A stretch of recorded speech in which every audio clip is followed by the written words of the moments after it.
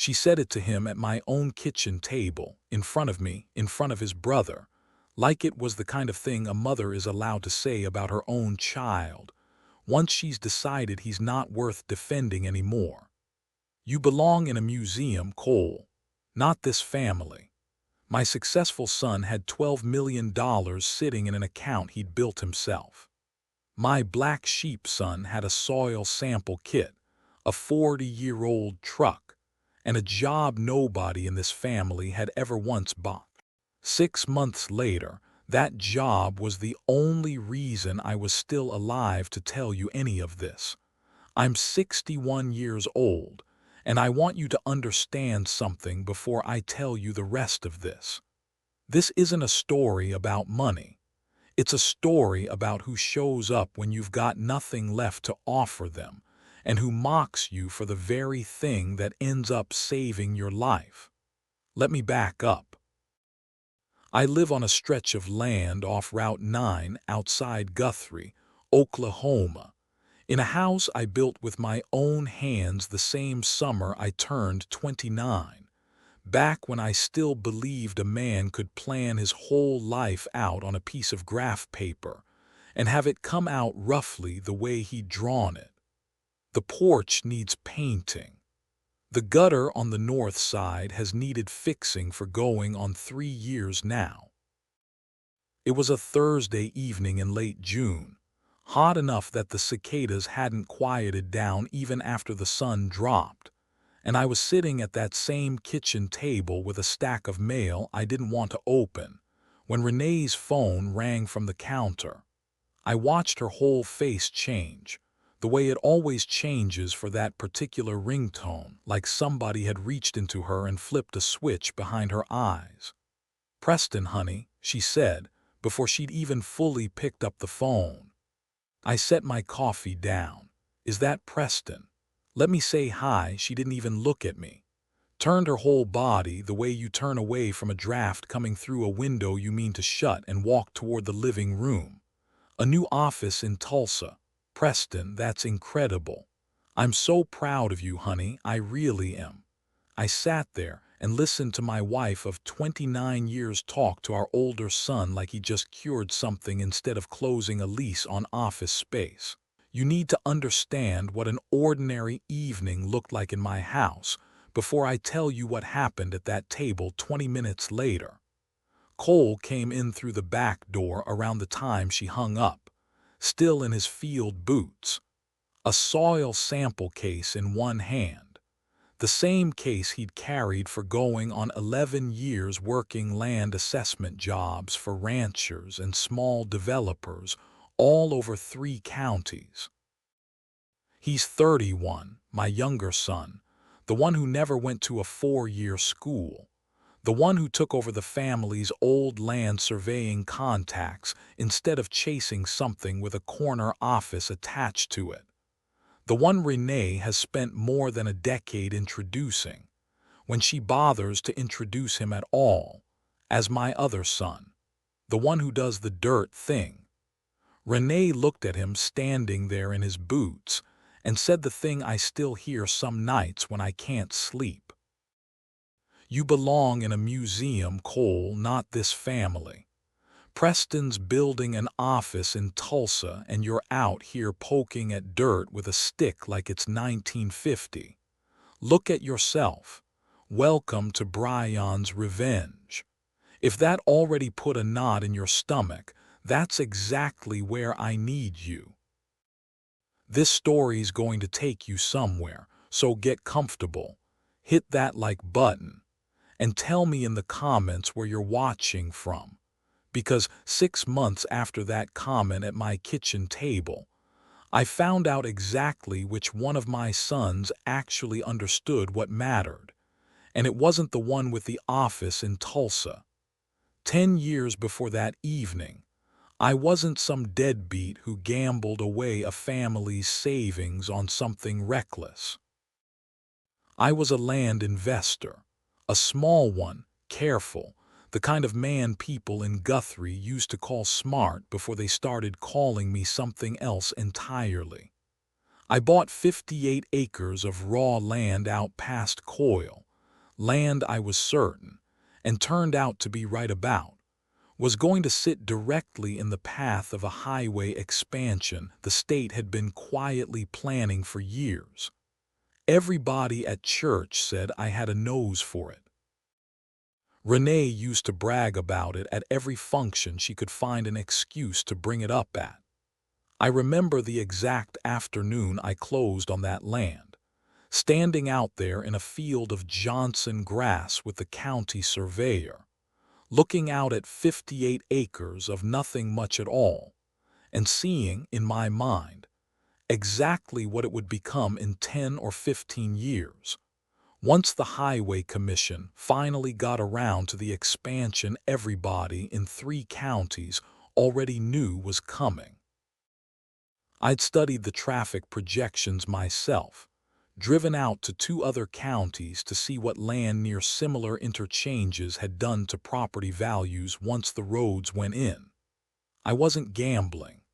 I was doing exactly what a careful man does when he sees something other people haven't bothered to look at closely yet.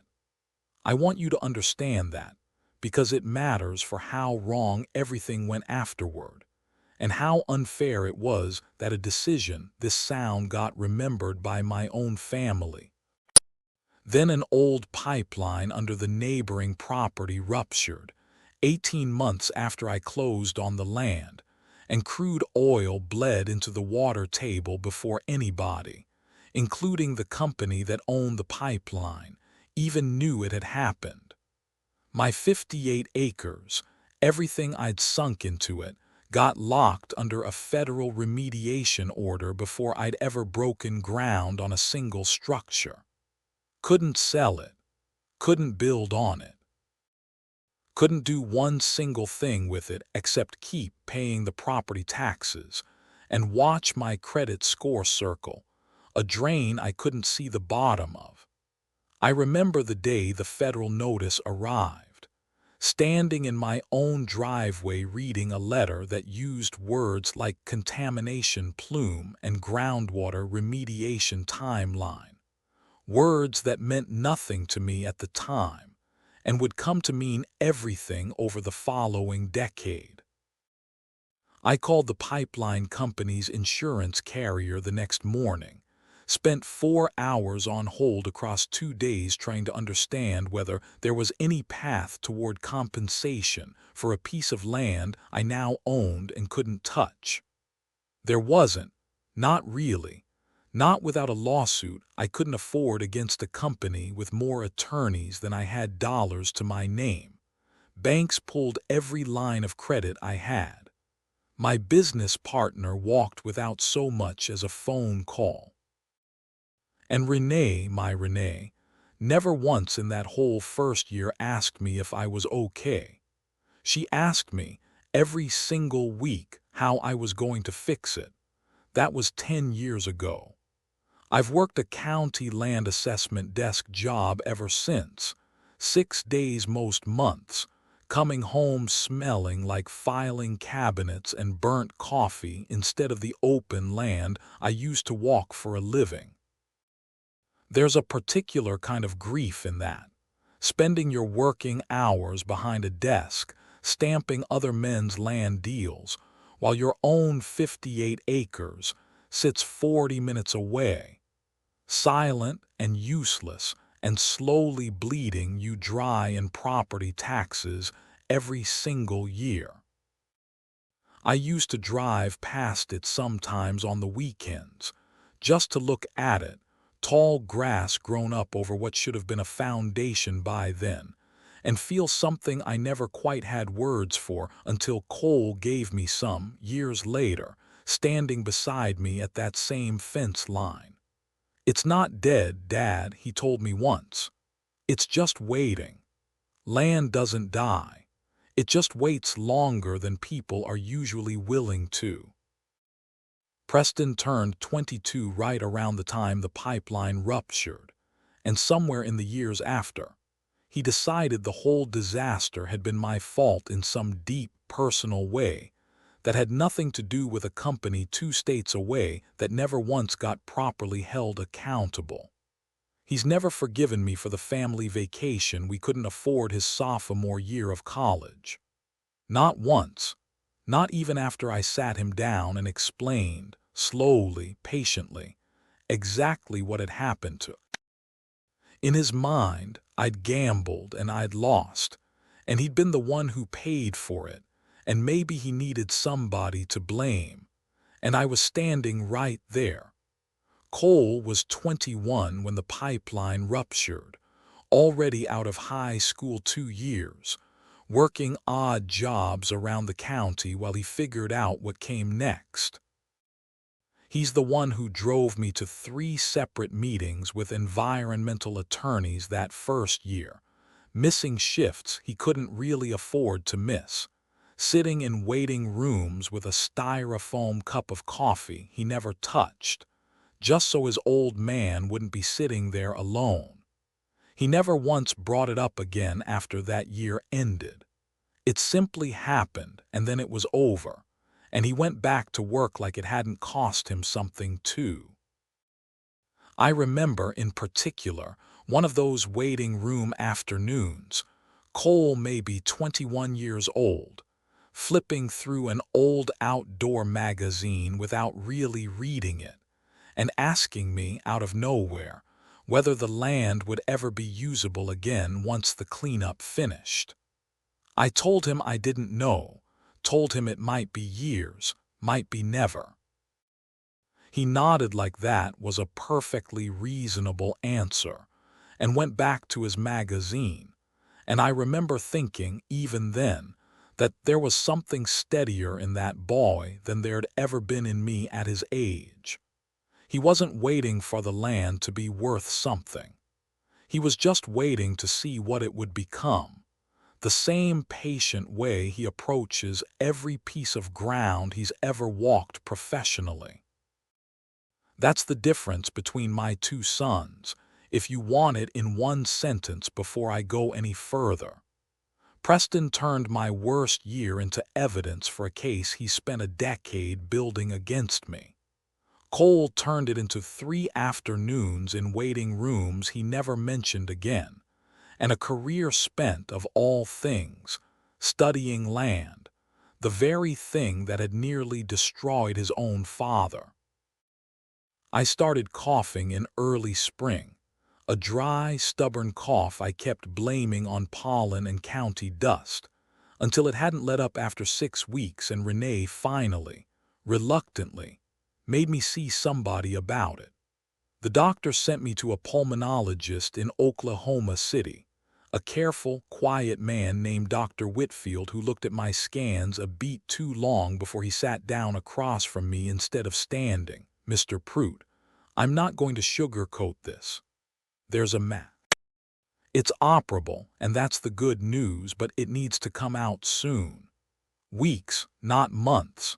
There it is, I thought. "Okay," I said, "because what else do you say?" So we schedule it. That's when a woman from billing named Teresa came in, careful, apologetic, and told me my insurance had a coverage gap for the specific surgical team Dr. Whitfield wanted. A deposit of $3,700 needed before they'd even put me on the schedule. I sat in my truck in that parking lot afterward and did the math 6 different ways, and every single time it came out the same. I didn't have it. My credit was still bruised a decade later. No bank in 3 counties was going to touch me. I remember sitting in that parking lot a long while, watching other people come and go from the clinic entrance, families walking somebody out in a wheelchair, a young couple who looked like they'd just gotten news better than mine, and feeling, for the first time in a long while, truly and completely alone in a way that had nothing to do with being physically by myself. $3,700, I thought. And I've got a son with $12 million sitting in an account somewhere in Tulsa. I told myself I wouldn't call him. I told myself that for 2 full days. Then I called him anyway, because That's what a father does. You swallow your pride and you call your son and you hope, God, you hope. He's still in there somewhere underneath the office. And the 12 million and the story he's built about the man I turned out to be. He picked up on the fourth ring and I could hear it right away, glasses clinking, somebody laughing, a woman's voice asking about a bottle of something expensive. Dad, hey, can this wait? We're celebrating the new office. Preston, I need to talk to you about something serious. A pause. Yeah, okay, gimme a second. Muffled sound like he'd covered the phone. Then, all right. Go. I told him everything. The mass, the surgery, the coverage gap, the $3,700 I needed by the end of the week. There was a long pause, long enough that, for one stupid second, I thought, maybe. You brought this on yourself, Dad, he finally said, his voice flat and cold in a way I hadn't heard from him before that call. I spent 10 years digging myself out of the hole your bad land deal put this family in. You want me to throw money back into more of your bad planning. This isn't about the land, Preston. This is surgery. Ask the hospital for a payment plan. A pause, quieter, meaner. I've got a reputation to protect now, Dad. I can't keep carrying your dead weight. The line went dead. My own son hung up on me while I was sitting in a hospital parking lot with a death sentence in my chest so he could get back to celebrating. I called Renee next, told her everything, asked if she could talk to him, soften him up. Don't you dare ruin this for him, she snapped. He worked hard to get away from all this. Ask Cole. He's got that job, doesn't he? That job, like it wasn't a real one. Like the thing our younger son had built his whole adult life around, the thing she'd stood in my kitchen and called museum material not 6 weeks earlier, was somehow beneath the family now that it was the only door I had left to knock on. I hung up. Sat in that truck a long, long time. Didn't cry. I was past crying by then. Just sat there thinking about how a man could work his whole life to give his family everything and end up alone in a parking lot doing math that never came out right, with 2 sons and not one obvious place to turn. I thought, sitting there, about the year Preston turned 12. How I'd worked a stretch of overtime shifts at the assessment office to buy him a bicycle he'd wanted for months. One with the pegs on the back wheel all the boys at his school were riding. And how proud I'd felt handing it to him. Like I'd finally figured out how to be the kind of father who could give his son something he actually wanted. I thought about how, 22 years later, sitting in that same truck, I couldn't figure out how I'd raised a boy who could count exactly how many times he'd helped his family and used the number as a weapon against us. I thought too about Cole at 12, who'd never once asked for anything like that bicycle, who'd spent his summers instead taking apart a lawn mower engine just to see how it worked, putting it back together better than it ran before. Nobody throws a parade for a boy who fixes the lawn mower. Nobody brags about that kind of son at church. But I think now, sitting in that parking lot, that I'd give every good year Preston ever had for one more decade of a family that knew how to notice a boy like Cole while he was still standing right in front of us. I met Cole at a diner off Route 33 2 days later, the kind of place with vinyl booths and a waitress who calls everybody hun.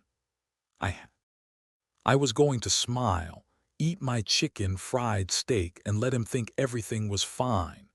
He knew before I said a word. He always knew, Dad, he set his fork down. What's wrong? Tell me right now, so I told him.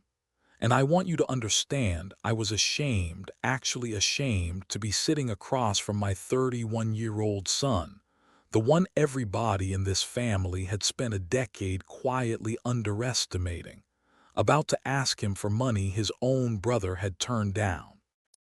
I didn't even get the words out. Cole reached into his jacket and set an envelope on the table. Then he turned his phone around so I could see the screen. A notification from a small equipment loan he'd taken out against his own truck. "Dad, stop talking. There's 2,200 cash in there." I put a lien against the F-250. "Cole," my throat closed up. "You need that truck for work. Trucks can be replaced, Dad." He reached across the table and grabbed my hand, hard, the way you grab something you're not going to let go of. "I'll borrow Denny's flatbed till I get it sorted. It's fine. I probably need the exercise walking the sites anyway." I asked him, my voice barely steady, when he'd even had time to arrange a loan like that. And he told me, matter of fact, that he'd driven straight to the equipment lender in Guthrie the same morning I'd first mentioned the doctor's appointment was coming up, before he even knew what the appointment would find. "Just in case." "Just in case, Dad," he said, like it was the most obvious precaution in the world. "You've been sounding off for weeks." I figured it was better to have something ready than to be scrambling later. I sat in that booth and wept in front of a waitress named Grace and half the lunch crowd at a diner off Route 33. And my son, the one nobody had ever bragged about at church, held my hand across a Formica table and told me I was going to be okay. He's the only one who ever really saw me, I thought. The only one who ever really saw me at all. Welcome back to Brian's Revenge if you're just joining. And if you haven't already, hit that like button and drop a comment telling me where you're watching from. Because I had no idea, sitting in that diner booth, just how much that moment was about to matter, or what was still sitting out there on 58 acres of land past Coyle, waiting on me. They wheeled me into pre-op at 6 in the morning on a Thursday in early July, and the last thing I remember before the anesthesia took me under was Cole's face right up close to mine, his hand squeezing my fingers. "You're gonna be fine, old man. I already told the nurses you're stubborn as a mule. They said that's good, stubborn people heal faster." Where'd he learn to be that steady, I thought. 31 years old and calmer in that moment than I've ever been in my whole life. Then the lights went out. I woke up 9 hours later with a tube down my throat and a pain in my chest like somebody had parked a truck on it. Dr. Whitfield came by that evening, still in his scrubs, and leaned down close so I could hear him over the monitor. "We got it all, Mr. Prout. Clean margins. You did good. I didn't cry. I didn't have the energy." I just lay there and thought about Cole's F-250 sitting on some equipment lender's lot with a lien against the title, and I thought, he bought me this. Not the hospital, not the insurance company. My son bought me this with $2,200 and a truck he needed to make a living. I'm going to make this right, I told myself, however long it takes. I spent the next 2 weeks recovering on Cole's pull-out couch, because my own house was empty most days and Renee hadn't so much as texted to ask how the surgery went. I wasn't about to lie up alone in a quiet house listening to my own breathing machine. Cole's apartment was small, 1 bedroom, above a feed store off the county road. He taped his equipment loan schedule to the refrigerator with a magnet from a co-op, right next to a photo of the two. I looked at that loan schedule every single morning. He's out there right now, I thought, walking somebody's 40 acres in this Oklahoma heat with a borrowed flatbed because he sold the truck to save my life. And Preston's opening a second office he'll probably close in 3 years once the market shifts. There was an evening about a week into that recovery, both of us sitting on Cole's little balcony because I'd finally gotten steady enough to make it out there, when he told me something I don't think he'd meant to say out loud. He said he'd started taking on weekend jobs he didn't really have time for, small residential lot assessments that paid less than his usual contracts but paid faster, because the loan payment on the equipment lien was due monthly, and he didn't want to fall behind on it and jeopardize getting the truck back. He said it quietly, almost embarrassed, like he thought I might feel guilty hearing it, and then immediately changed the subject to ask whether I wanted him to pick up a particular brand of ginger ale from the store, the kind that used to settle my stomach when I was a boy. I let him change the subject. I didn't have it in me that evening to say what I was actually thinking, which was that I'd raised a son who'd sell the only real asset he owned, and then quietly work himself thin to buy it back, all without ever once making me carry the weight of knowing. Cole came home from those jobs every afternoon, still dusty from wherever he'd spent the day, checked my incision, heated up something simple for dinner. Never much of a cook, my Cole, but he tried. He'd sit with me and watch whatever was on, and never once, not one single time, did he complain. Never once brought up the truck. Never once asked when I'd pay him back. That's the difference, I thought, watching him fall asleep sitting up on a kitchen chair one night, still in his work clothes. Preston gives because he wants credit for it later. Cole gives because he doesn't even think of it as giving. It's just love to him, plain and simple. It was a Tuesday, 16 days after the surgery, when the mail carrier knocked instead of leaving it in the box. Cole was out on a job. I answered the door in my robe, still moving slow. "Got something certified here," the carrier said. "Need a signature, 2 letters actually. One from an outfit I didn't recognize, Meridian Gulf Development. One with a return address I knew instantly, 10 straight years of familiarity. United States Environmental Protection Agency." Another form letter. I almost didn't open it right there, but something made me sit down at Cole's little kitchen table and tear it open anyway. I read it twice, then a third time slower because I didn't trust my own eyes. Remediation status. Complete. Site released from federal oversight effective the previous month. 10 years. 10 years of property taxes on land I couldn't touch. 10 years of my credit sitting in the gutter. 10 years of my own wife looking at me like I was a stain on the family. And it was sitting right there in black and white. Done. Released. Clean. I opened the second letter next. Turned out that while my land had been sitting locked up under federal order, the state highway expansion I'd bet everything on a decade ago had finally happened, right past my property line. 58 acres that used to be worthless, contaminated swampland were now sitting less than half a mile from a brand new interchange zoned commercial, surrounded by exactly the kind of growth I'd predicted a decade too early. The letter was an offer, signed, with real numbers behind it. $13,400,000. Cash, 30-day close. I read that number probably 20 times. I looked up, and my eyes landed on Cole's loan schedule taped to that refrigerator.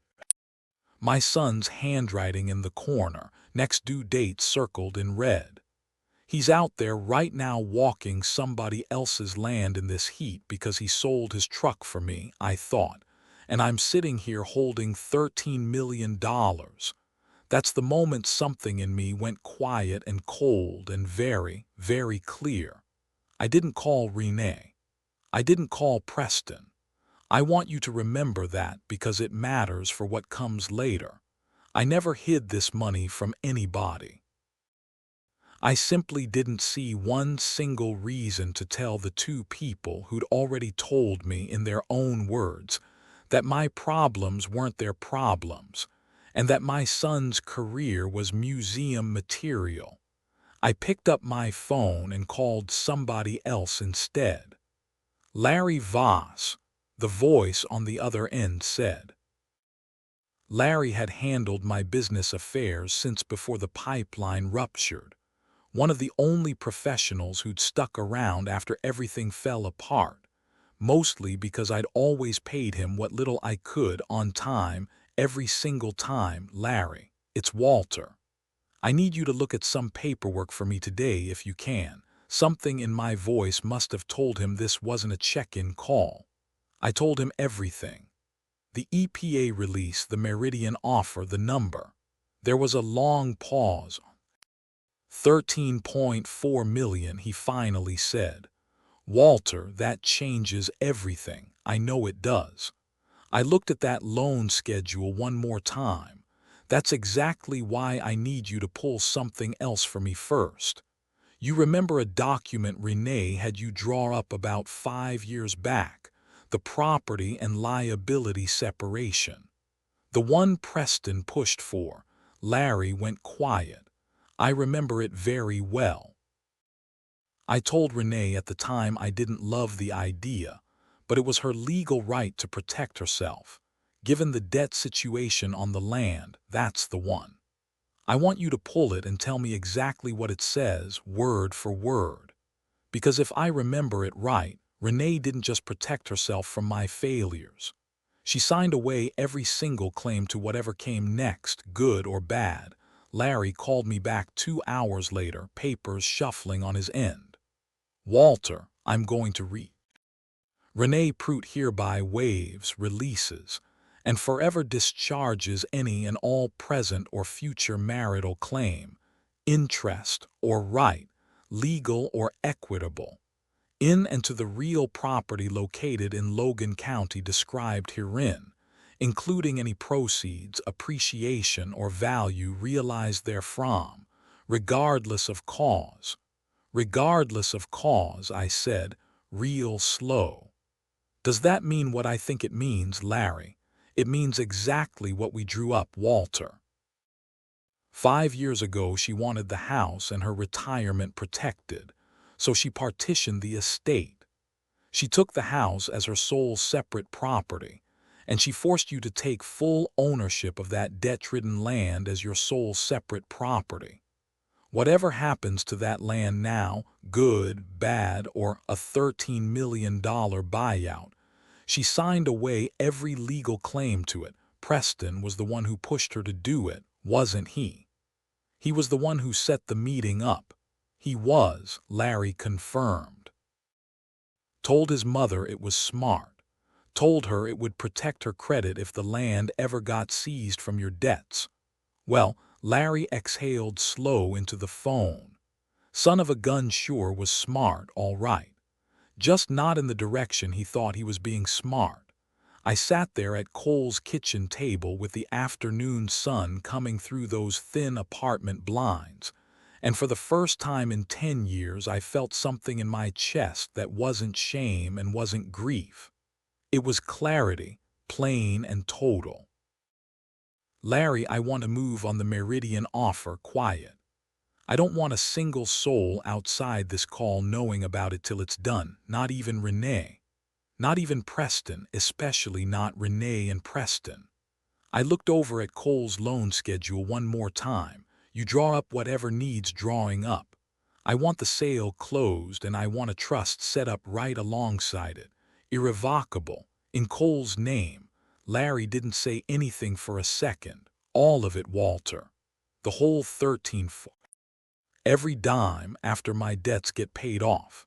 My voice didn't shake, and that surprised me more than anything else that day. He sold his truck for me, Larry. He took out a lien on the one thing that made him a living, so I could have surgery. He's been borrowing a flatbed to walk properties in this heat so I'd have a place to heal. Meanwhile, my other son told me to ask the hospital for a payment plan, and my wife told me not to ruin his celebration by needing to survive. So no, I'm not splitting this 3 ways for the sake of looking fair. Fair already happened in a diner off Route 33, and only one of my children showed up for it. I hear you, Walter. I'll have the paperwork ready by Friday. One more thing, Larry. Don't put my name on the deed for the house I'm going to buy him either. Trust owns it outright. I don't want there to be one single piece of this anybody can argue about later. I want it airtight, Larry said. I hung up the phone and sat there a long while in that quiet apartment, listening to the hum of the window unit, looking at that little loan schedule stuck to the fridge with a co-op magnet. They're going to find out eventually, I thought. And when they do, they're not going to come here asking how I'm feeling. They're going to come here asking about money. That's just who they are now. Maybe who they've always been. I wasn't wrong about that part. I want you to hold on to that thought because it's exactly what happened, but not the way I expected, and not for the reason I expected. See, I thought Preston and Renee would show up because they'd heard about the land. They didn't know a thing about it yet when they showed up at Cole's door 8 days later. They showed up because Preston was drowning in a mess of his own making at the new office and needed money so badly. He was willing to walk right into the one place he'd sworn he'd never have to set foot in, his broke, embarrassing father's temporary bedroom on his black sheep brother's pull-out couch. He had no idea what he was about to find waiting for him there. Neither did Renee. But I did. I'd had 8 days to get ready for it. If you've been with me this whole time, drop your thoughts in the comments, hit that like button, and make sure you're subscribed to Brian's Revenge. Because my son walked into that apartment ready to threaten me with whatever leverage he thought he still had. And he had no idea I was the one holding a document that had already frozen him out 5 years before he ever showed up. 8 days. That's how long I had between hanging up with Larry and hearing that first hard knock on Cole. 8 days to get my paperwork in order, sign what needed signing, and sit with the strangest feeling I'd had in a decade. Patience. That didn't hurt. I want to tell you I spent those 8 days plotting some grand speech. I didn't. Mostly I just healed. Walked a little farther every morning.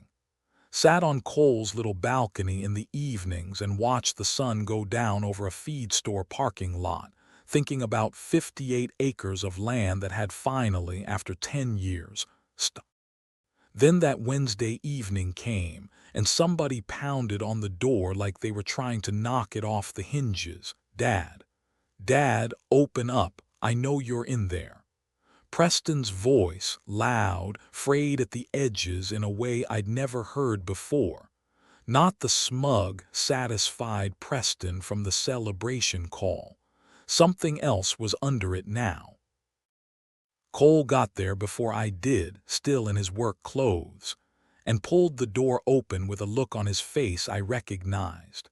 The same look he gets standing over a bad soil sample. You want to explain why you're pounding on my door like the police?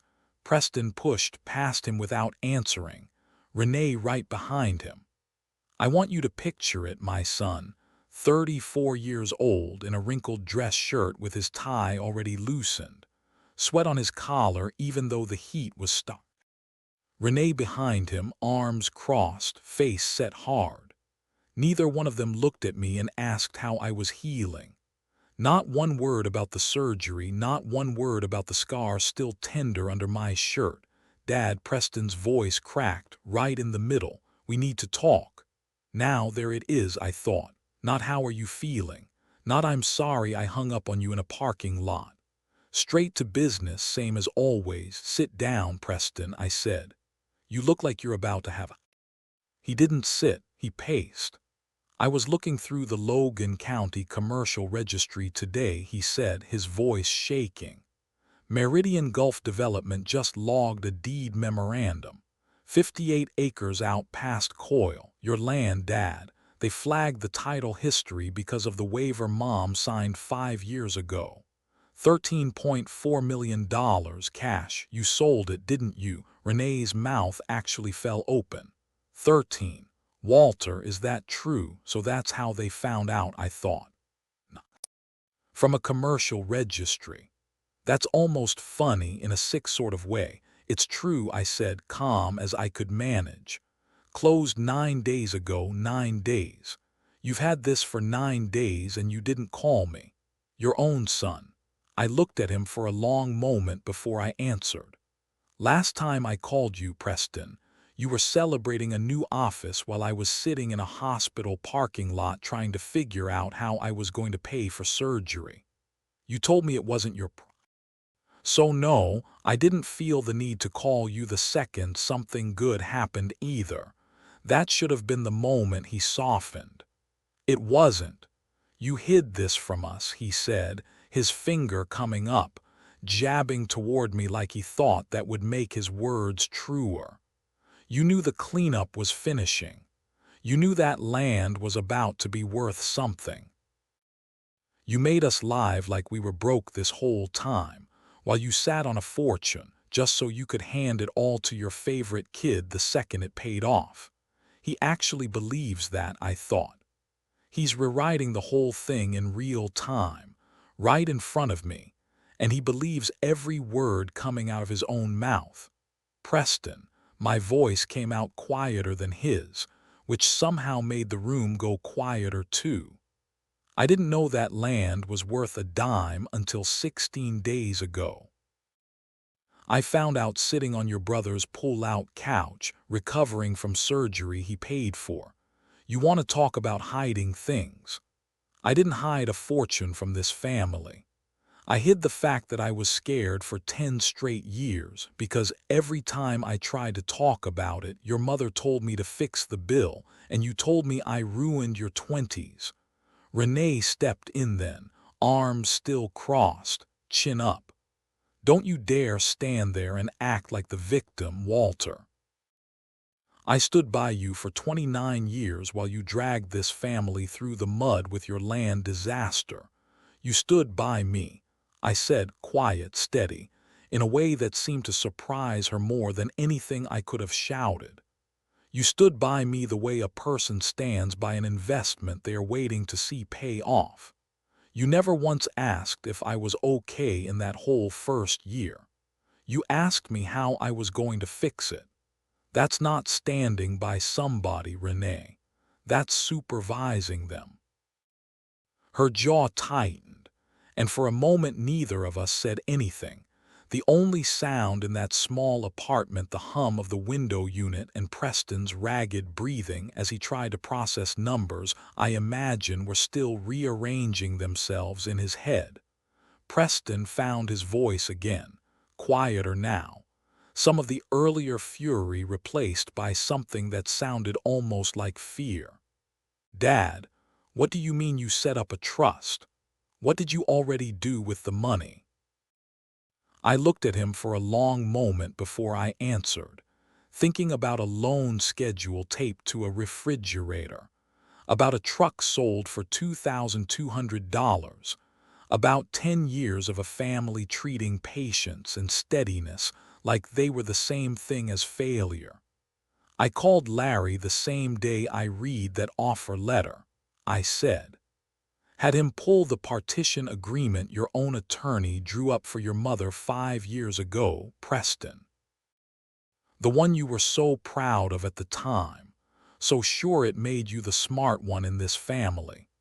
"What does that have to do with anything?" he asked, though something in his face told me he already suspected the shape of the answer before I gave it to him.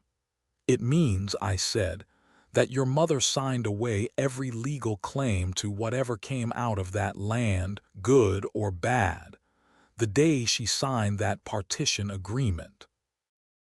It means the $13,400,000 from the Meridian sale is entirely mine, with no claim from either of you, because you made very sure of that yourselves, 5 years before either of you had any idea it would ever matter."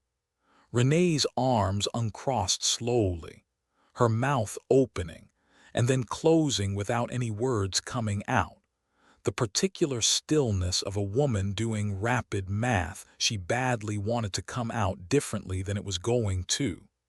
"That's not," she started. "That's not what that document was for, Walter.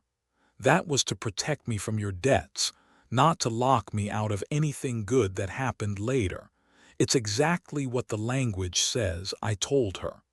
"Larry read it to me himself, word for word. Regardless of cause, Renee. Your own attorney wanted it airtight in both directions. You just never imagined you'd be standing on the losing side of that fence." Preston sat down hard in the small kitchen chair Cole usually sat in, elbows on his knees, and put his face in his hands for a moment. When he looked back up, something raw and unguarded had broken through the polish I'd watched him build over a decade. "So what did you do with it?" he asked, his voice smaller now. "I set up a trust," I said. "Irrevocable. It's going to buy a real piece of equipment for Cole's business, clear the lien on that truck outright, and set him up with his own survey office instead of working out of his kitchen table with a laptop and a filing cabinet from a yard sale. Sole beneficiary.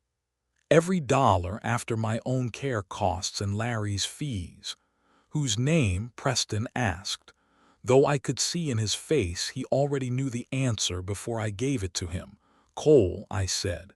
"Every dollar."